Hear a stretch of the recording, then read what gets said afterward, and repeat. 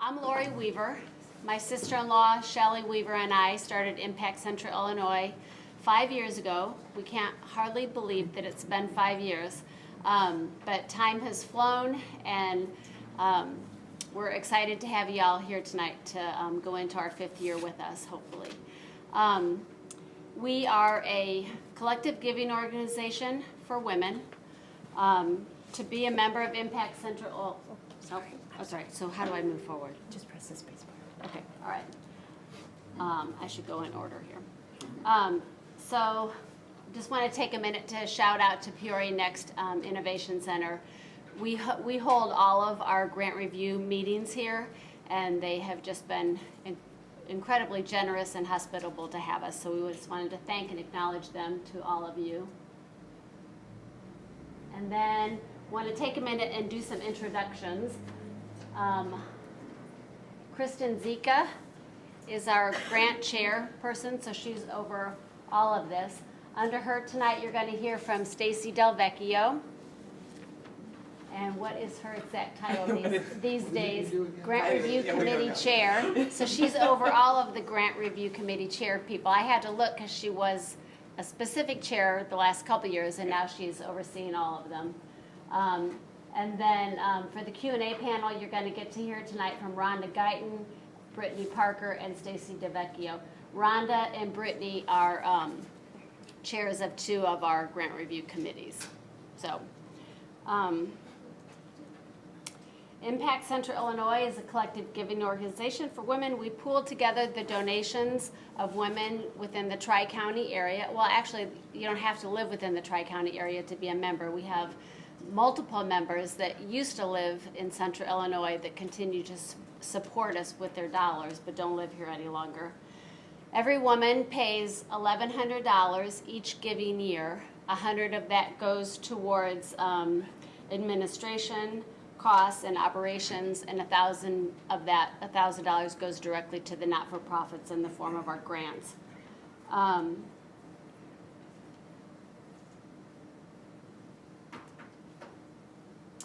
We are a completely 100% volunteer-run organization.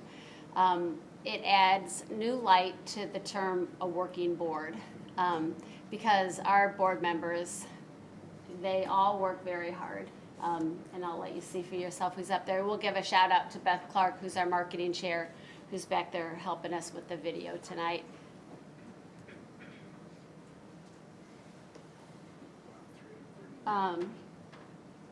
Okay, I skipped ahead a little bit. I'm sorry, I put my dad in a nursing home an hour ago, and so I'm feeling just a little flustered, so sorry if I'm a little off my game. I will say that along with being a working board, that it takes all of us. It takes all 339 members. Of the members that we had last year, 100 participated in grant review committees, which is pretty amazing. It was approximately a third of us that sat down at these tables, pushed up their sleeves, read the applications, asked the questions, learned from other women at the table that were asking different questions. And so that's pretty exciting. Every woman gets 1 vote. So it's not determined by the board of directors. It's not determined by a grant review committee. It is all the, and they'll tell you more about how they filter forward, but the finalists, all 339 women will have a chance to cast a vote. So this year we have 339 members that will be able to vote in June of 2024. And we will be awarding $339,000. Okay, so yeah, we're very excited. So we get to award 3 $100,000 grants to the larger not-for-profit organizations. We call those our impact grants, and we in each of those focus areas. So education and community development, health and community well-being, and social services and basic needs.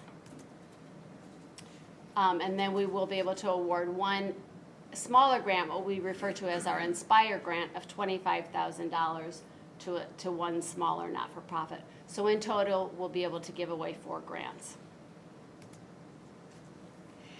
then also, because we heard the requests of our members, we saw the hard work that goes into applying for our grant, and so we set aside $14,000 that we will be able to give something to the runner-up and the finalists, just to say thank you for going through our process, because we appreciate that y'all are busy and that it takes time. So in total, after this June, we will have put $1,263,000 back into the community, which is really exciting. And you know, I always say I can give $500 to one organization, Rhonda can give it to another, Kristen can give it to another, and those are all wonderful donations. But when we put our money together, we can watch bigger things happen. And yeah, we definitely think that we are better together. So on that note, I'm going to turn it over to Kristen, and she's going to take you to the next step. Thanks. Thank you, Lori, very much for the big reveal of our $339,000 that will be awarded to our community in June of this year. And I would just like to do a big shout out to Lori as our president and founder of Impact Central Illinois. She is the epitome of a servant leader and always willing to help in whatever way she can. And it's a real honor to get to work with her, and especially thank you for being here this evening on tonight. So we are super excited about kicking off another year, and what I'm going to do is I'm going to talk with you about the grant guidelines for our grants. You will, as Lori mentioned, we actually give two different types of grants. We give an impact grant as well as an Inspire grant. The Inspire grant came as a result of our members wanting to support smaller nonprofits in the community with a grant that can impact them. And so the Inspire grant is reserved solely for organizations that have gross receipts in the last fiscal year of less than $250,000. And you can figure that out. That's your 990 gross receipts line. The impact grant is targeted towards organizations with greater than $250,000 in their last fiscal year in annual gross receipts. Okay, so as our big reveal indicates, we are now able to award 3 impact grants. And what we do is we award those in 3 different focus areas. Those are education and community development, health and community well-being, and social services and basic needs. You can see here that in terms of education and community development, the thought there is that we want to award a grant to anything developing the talents of our community. So that can be job readiness, career development. It can absolutely be youth development or educational outcomes. It can also be cultural and arts advancement or civic engagement or even environmental conservation. Anything that is developing the talents of the people of our community. That's education and community development. Health and community well-being is our second focus area. Our second focus area there is talking about anything that impacts the mental or physical or environmental health of the people in our community. That could include healthy recreational opportunities. It can also, you can see, it can also include public safety initiatives. Anything that's talking about the health of the people who live here in the Tri-County region. The third focus area for our impact grant is called social services and basic needs. And what that is doing is that is addressing those services that just look at the core, what do people and what do families in our community need to survive and thrive? They need adequate housing. They need domestic violence support, child abuse prevention or care or support, foster care, crisis intervention, transportation would fall into this, a basic need, as well as hunger and food security. What we did to actually come up with those categories is we actually looked across the spectrum of impacts of Central Illinois, and we looked at the services that were being offered, and we feel like with the definitions of these 3 focus areas, that every organization providing services here in Central Illinois can find a focus area that is relevant to the services and the work that they're doing in our community. So those 3 impact focus areas will each get a grant awarded in it, okay? Now, the thing that is very interesting is that we do not tell you and we do not decide which focus area you apply within. That is your choice. And some organizations, you may realize we could fit in all 3 of those because you could. It is up to you where you apply. Once you apply, though, you are considered an applicant in that focus area. Okay, we won't move you. Does that make sense? Okay. Now, Inspire is a little bit different because this is focused on organizations that are smaller. They're operating with less than $250,000 in gross receipts. These are smaller organizations. We do not ask you to choose a focus area. All of the smaller nonprofits are actually evaluated together as the Inspire category. Okay? And if we get another 200 or 300 women, maybe someday we'll be able to break that down as well. But right now, the Inspire is one category. Okay? So our guidelines are, I've already mentioned your gross receipts in determining whether or not you apply for the Impact or the Inspire. We also have a guideline is that you must have your 501c3 status. You must have your designation letter. If you are a public charity just registered in the state of Illinois, but you don't yet have 501c3 status, you are not yet eligible. Okay, we want you to have had your 501c3 status for 3 years. And basically the way we determine that is we ask you to submit a copy of your designation letter, and we look at the date where that it says on that letter, and is it 3 years from our deadline, which is January, I think, 21st. So if it is, then you are eligible. But we do ask for 3 years of 501c3 status. We also ask that you serve the residents of Peoria, Tazewell, or Woodford County. Your organization may also serve other residents outside of that region, but in your grant, at some point in time, we will ask for how can we know that the Impact Central Illinois dollars will be serving the residents of the Tri-County region. So we would either ask you to separate that or in some way be able to show us that, okay? So it must serve Peoria, Tazewell, and or Woodford counties.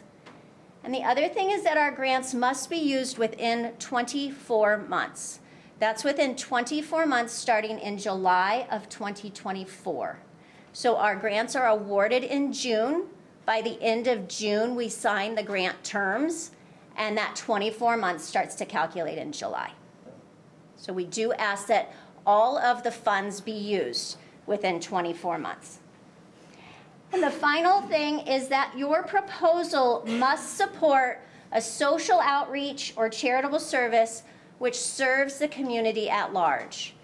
What this means is that we have had churches with 501c3 status apply for our grants, receive our grants, but they are doing projects that actually go beyond the congregants of that particular organization, right? We want you to be serving the community at large in your outreach.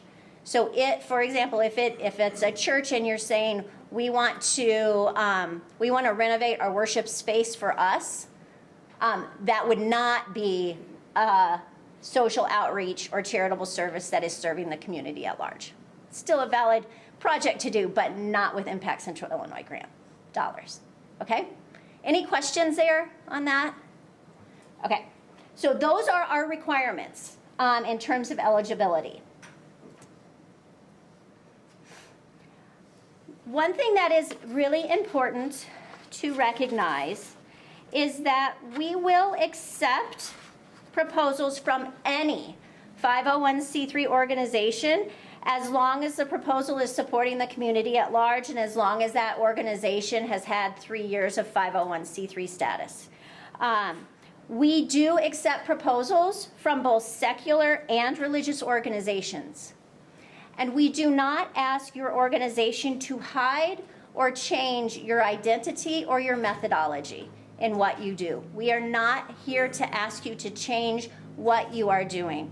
We are starting here from a position of respect in that you are the experts in your community.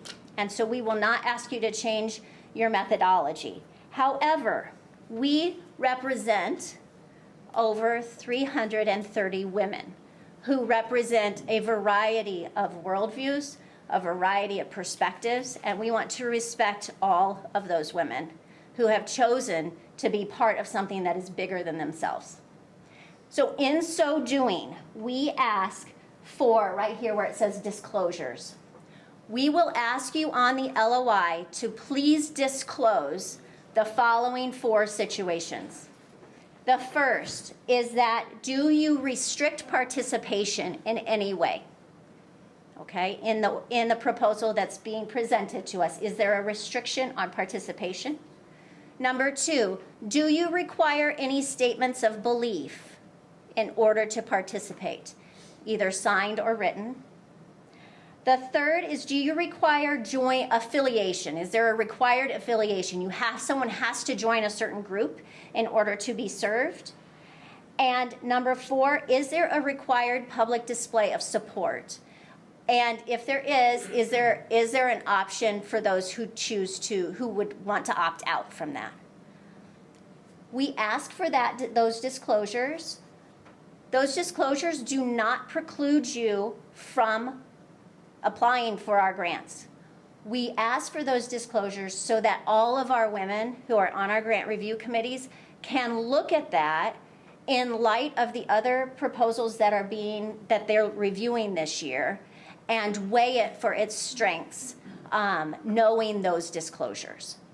What we ask the grant review committees is we say, we want you to choose the strongest proposal that you are reviewing this year. And you'll see around, we ask them to look for a highly capable organization addressing a measurable need in our community with an innovative solution. And you'll see those signs actually around. I have 4 of those signs because we actually have 4 grant review committees.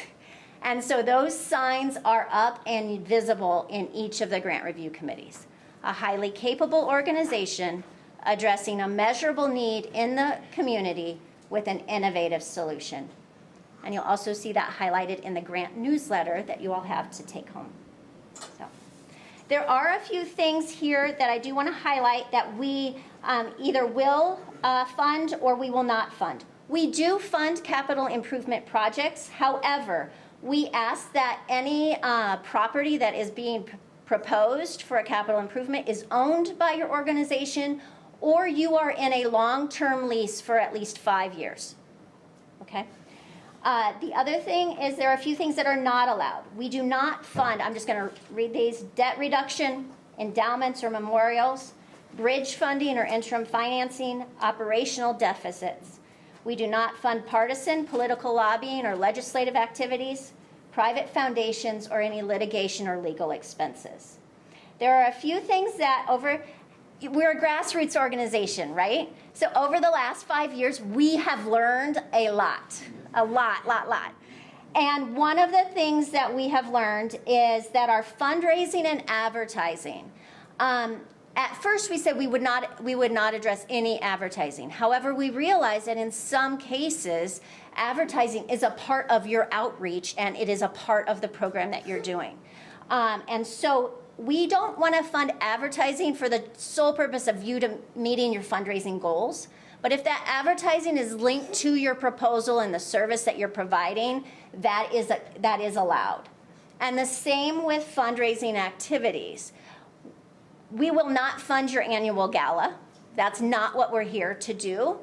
But if you have an event that is a huge outreach event, that's, there's a lot of kids there, and you happen to be selling t-shirts or some kind of fundraising happening at this outreach event, you would still be able to have that event be considered for funding.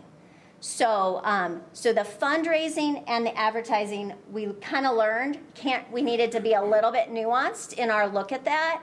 I think a key thing is if we're trying to just raise money to meet our goals for the year, we really wouldn't look at that proposal. But if your fundraising or your advertising is linked to what you're providing to the community, then that would be allowed. So, all right, that's as clear as mud, isn't it? Okay. Moving on then. We've already talked about your gross receipts, the impact grants, gross receipts of the last fiscal year, grade or two. The last audited fiscal, because sometimes the audits, Correct. we don't get our audits until July. Yes, correct, So correct. it'd be 22 if it was this. Actually, I would do your last fiscal year of your last 990. So it can be, it doesn't have, so depending on which has been audited or not, your last 990, look at that, and then look at your gross receipts on that.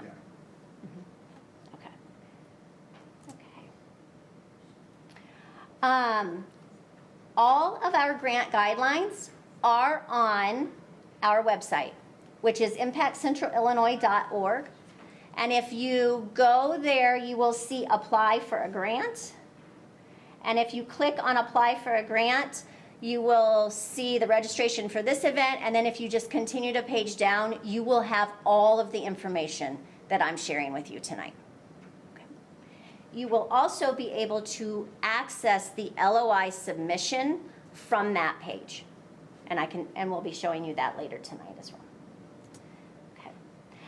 Now we wanted to actually go and we wanted to give you some insights into our grant review and into Impact Central Illinois. And so in so doing, we thought that it would be powerful for you to kind of see what we believe in terms of grant review. Number one, we believe every woman brings valuable knowledge, insight, and life experience to our organization. I'm going to let you finish reading that. But what I want to bring your attention to, any woman in Impact Central Illinois may choose to be a member of the Grant Review Committee, regardless of where she is on her philanthropic journey. This may be the first time she has ever written a check in our community. She is welcome to sit on a grant review committee. This may be her 35th year of being a huge giver in our community. She too is welcome to sit on a grant review committee. It is not an invitation only. Any member of Impact Central Illinois is welcome to sit on a grant review committee. So what does that mean for you? It means that when you are getting ready to submit your narratives, in particular your narratives, have someone who does not know what you are doing read it and make sure they understand it. Because you may be sending that narrative to someone who's not looked at a grant review before. And if they have questions, it gets confusing. So just think about that. That's why I wanted to share that with you, is I want you to think about who your audience is. We welcome any of our members to sit on a grant review committee. And frankly, it's one of the, that's what makes it fun, right? Is that they're learning from each other. At this point in time, we have some women who have sat for 5 years. This will be their 5th year on a grant review committee. And we have some of our junior members who are 17 years old, and this is their 1st year on a grant review committee. Keep that in mind when you're writing your narrative, okay?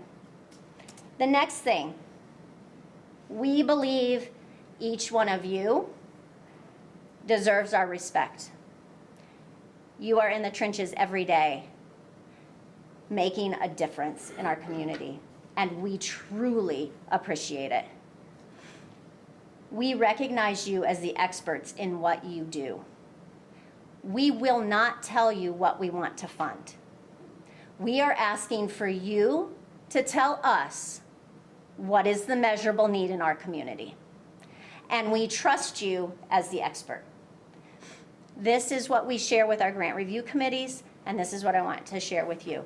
You tell us what it is, our community, Central Illinois, Peoria, Tazewell, and Woodford County. You tell us what is needed. Okay?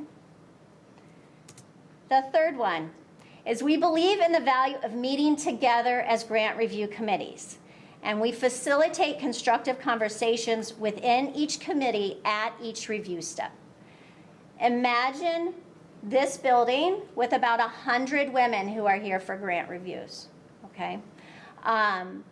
Want you to know that while they will read, it is amazing how well prepared the women are who are involved in our grant review committees. We have reached out to them, and I even said, okay, be honest. If you don't read it and you just show up, tell us, right? We have over 90% of our women who are reading your grants before they come to a grant review committee. And that's in our respondents, right? But that is how committed they are. And we actually don't make any decisions regarding moving forward until after they meet. Okay? So what does that mean for you? It goes back to that first thing. Have someone who has never read a grant before read your narrative and make sure they understand it.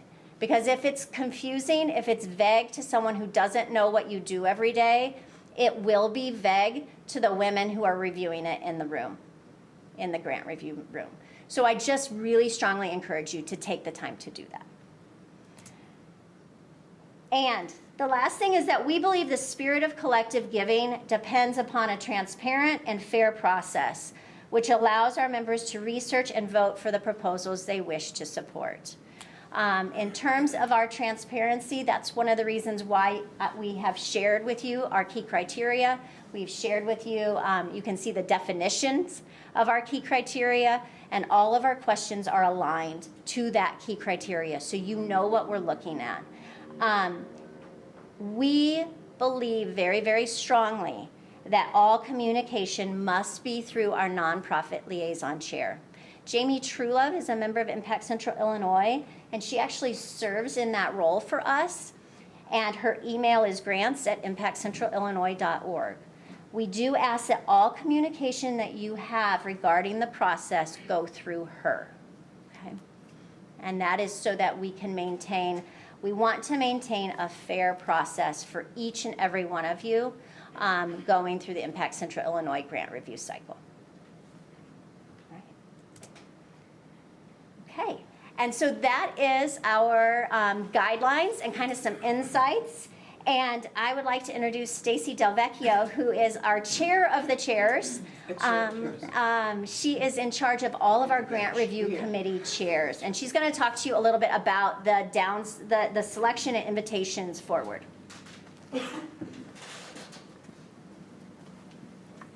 All right, yes, it's kind of like, what do? I advise, so that's always a great position to have. And so we were going to get these great proposals that all of you submit, and then it's time for our grant review committees to go to work and just kind of let you know how that process works. I appreciate that Kristen said already a couple times, have somebody else review your proposal, because this is going to be the 4th year I've done this now, and sometimes we'll get a proposal and we're like, I think it's really good, but we just aren't sure what they're doing. And I'm sure nobody writes it to be confusing, but sometimes you're so close to it that we'll have like 10 people sitting around the room and we aren't quite sure what they're going to use the money for. You don't want that kind of situation, because that just breeds some questions that you don't want. So, all right, so we have this 5-phase funnel that we've used for a couple years that we think is really helpful, and it helps us to weed through these programs that get submitted, because even though we might be kind of confused on what you want to do, usually there's so much passion written into them that the decision is really difficult. So the first one is the letter of intent, which is the first step here, where you'll all be doing the letter of intent. It's a little bit shorter. We talk about key criteria criteria, what are you trying to do? There's 150 words or something where you have to describe your program. I mean, that is really important because not only do we use that in the grant review committees, but we'll be using it throughout the process. After that, the ones that pass through that stage will go through a financial integrity review where we have a different committee that's looking at all the documents that you submit on the financial end. Those documents are required on the letter of inquiry phase. It's at the next phase, but they'll, separate group, look at that, just make sure that everything's, up and up. If your funding's down or if there's some sort of questions, they can weed through some of the information in your 990 and see really make sure that we've got a company that can actually handle getting the grants. We typically don't have that many people that fall out in that step, but it still is good for us to just make sure that we've got that integrity of our process, that the people are financially sound. Then we go into the full application review. How many of you have done this process before? With you? Not with Impact Illinois. Right. Yeah, okay. So a few, not that many. The full grant review then is there's another application. We don't ask you to repeat anything unless it's changed. And it's just, there's more information. We want more information. So the first one, we get letter of inquiry, we get a lot. We're gonna down select it. And so we'll have fewer ones that we're looking at, but then we want more detail because that's usually where now we need to kind of start deciding between more specific information. So after we do that, then we have another discussion, which I'll get to in a minute. And then the fourth stage is what we're calling the semifinalists, where we go to a site visit. So we will down select it to 3 different programs in each of those grants, and we will come out and spend time with you. You'll show us your facility, if there is a facility, or maybe it'll just be, maybe there is no facility and it's just a deeper discussion on what your program is and how you're gonna manage it. We have a dialogue because we might have questions, you might have questions, that sort of thing. That has always been my favorite part because we spend more time with you specifically and get to know you, but you have to get through the other phases to get to the site visit. So after that, then we come back again and we will take those 3 that we visited and narrow it down to 2, and those 2 are invited to our final event where you will present to all of our members and everyone will vote, and we tally the votes that night and then decide who the winner is. So it's the 5 steps. Each one we get a little bit more information from you, more work for you, we know that, but just try to be as clear as you can with the information and consistent. Because if you say something in the LOI and then we get to the application and it's like you sound like you got rid of like half of your program or something, then we're like, we like this organization, but we want to make sure that, why did it change? And each of your impact areas have one of those funnels, right? Correct. Yes, each of the committees. So Kristen talked about how you're going to select which area you want to apply. We don't change that, so each committee then gets the applications that had selected that. So that's given, boom, they go through with that. What's the size of the funnels historically? Is it 10 grant applications? Is it 500? It's not 500. So the question was, what's the size? How many would go? We can share that, right? Yeah. Range. Yeah, about. So, like I said, this is going to be my 4th year. So the 3 years that I've done it in each of the grants. So I've done the education one, the Inspire one, which is the smaller one, and something like social services. We've changed the names some throughout the years. There's been anywhere from, I would say, 8 to 15 in each bucket. So we're not getting 500. I think we might have a little bit of a revolt if we had 500. We would need more people. But so it really does depend on clarity of how you're sharing your message, because I'll tell you, it's difficult. It's a difficult decision because all of you are doing so much good work, and it's like, how do we choose one? So this is a summary of our key criteria. We talked about this a couple times, and we have deepened this year after year as far as this is our benchmark for how we choose what we are going to evaluate. When we're in that first phase of the letter of intent, we are scoring the different nominations based on these key criteria. So I know Kristen talked about, we've got the forms here, but also some of you picked up the little flyer that was out there. On the very back of it are the key criteria. When you do your LOI, there'll be the key criteria. You'll see this a lot, but just know that that is important because all of our scoring goes back to some of these items. And you know what? When we get these difficult discussions on, we've got 5 that we love and we want to go visit all of them. Well, we'll go back to the key criteria and we'll really see, is somebody missing something in one of the key criteria? Some of them are kind of hard to do, so we understand that. I'll tell you, nobody's ever nailed every single one, so don't feel like you're failing if you can't, like, if you're not like blowing them out of the park or something. But so we've got capable. We want to make sure that you are a capable organization. I know maybe that seems pretty obvious, but capable, that's part of the reason we look at your financials. It's part of the reason, we want the 3 years of history. We want to know that we're giving this money to organizations that can put it to good use. Measurable need. We have gone through these criteria and the different grants that we've got in the different areas. That's what we have investigated and researched what this community needs. And so we want to make sure that it's measurable and the need is in this community. And then innovative solutions. So the innovative solution, I will tell you, is the hardest one for people to try to describe. But we're looking for something that's going to like move the needle, something that's not just a same old, same old. So some of it it's a unique role. Maybe you're repurposing something and putting a different spin on it. But just really read those bullets there, and it'll help maybe innovative solution not sound quite so scary. Because I always think it sounds scary, like what the heck. All right, so then you're submitting those. We'll start like with the LOI, and we've got these committees that we talked about. 100 of our 300 and some women are participating in this process, so there's a lot of engagement. And I'll tell you, these women are prepared. They come, they've read it. I have been so impressed since I've been a chair of one of these committees that people come prepared, which blows my mind because I've worked for a lot of years where people don't come prepared. So it's really exciting to have somebody read everything. This is just, an example of what we work through the portal as well. And, it'll come up and it'll come scoring. And, this will say, it won't say GRC training. It'll say your name and what your program name is. And we click it. And especially in this first phase, we're just looking at those key criteria. So everything's going through there. Our grant review committee members, they get email notification. They can go in and they can view it.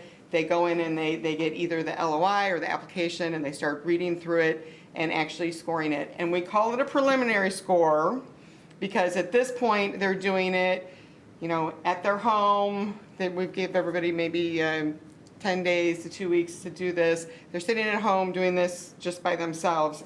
But after they go through that and they do the preliminary score, we get together and we discuss it. And Christian says this is unique. Not everybody will discuss it, but I've been a lot of times where we don't just go off of the scores, because sometimes we might put somebody, maybe you're just like average. You're getting like, just kind of, it's not bad, it's good, not bad. But by the time we get together and then we start talking, all of a sudden we realize this is better than just average, because we all saw something different in the application. And like, this is like crazy outstanding. So then you're like top of the pack.